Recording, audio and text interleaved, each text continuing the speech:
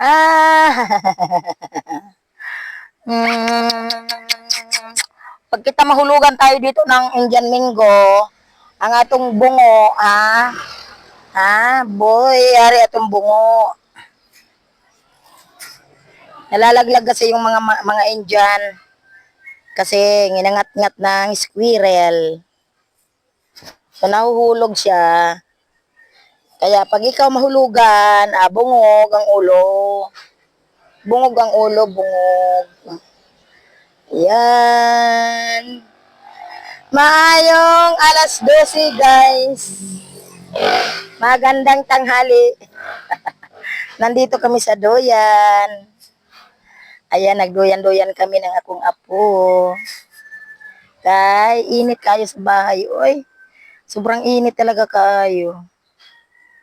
Talagang nakakaano yung init. Kakaluka yung init ngayon, grabe. Sakit sa ulo. Init. Yung electric pa, nasingaw ng electric pa, nang init-init na.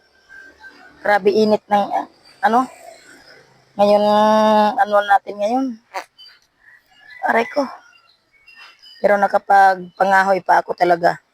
Nakadalawang sako ako sa aking kahoy. Yung kahoy yung balat ng mahogany. Nakadalawang sako ako. So, istak-istak ko na naman yan. Habang meron pa akong isang bimig at saka kalahating bimig na sako. So, ang dami pa, di ba? So, yung dala ko kaganina, dalawang sako na maliit. Pag ilagay mo siguro sa bimig yun, siguro kailangan mga 3. Kulang-kulang siguro isa. Kulang-kulang isang bimig yun, dala ko kaganina, o di ba? Saglit lang kaya ako, bilis ko nakadami. Sarap mag-imbak. Kung ako talaga hindi ako, yung palagi akong available sa bahay na wala akong binabantayan, ayun. Marami talaga akong kahoy. Mag-iimbak talaga ako ng mag-iimbak ng kahoy. Para pagdating ng tag-ulan, magurayahay na lang ako. Dahil marami akong kahoy. Hindi ako mamroblema. Ang kalan kasi naman namin, double purpose yung aming kalan. Pwedeng pang kahoy, pwedeng pang uling. Ayan, napakaganda po ng aming kalan. Taas na naman ang imong kuko.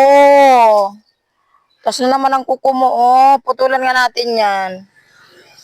Putulan natin yung kuko mo. Taas na naman ang imong...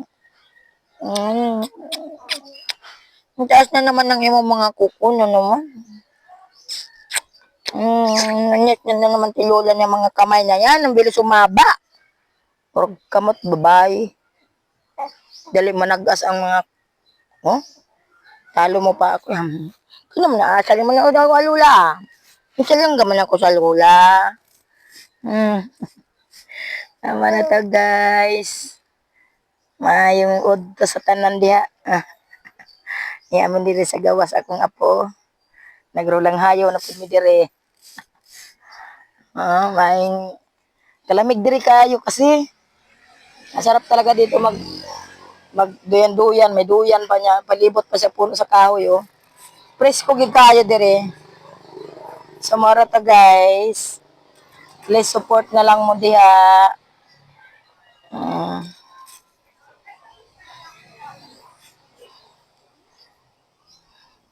Pwede ba ninyo mapusuan ng amo ang video sa akong apo? Huwag dilipod pa share.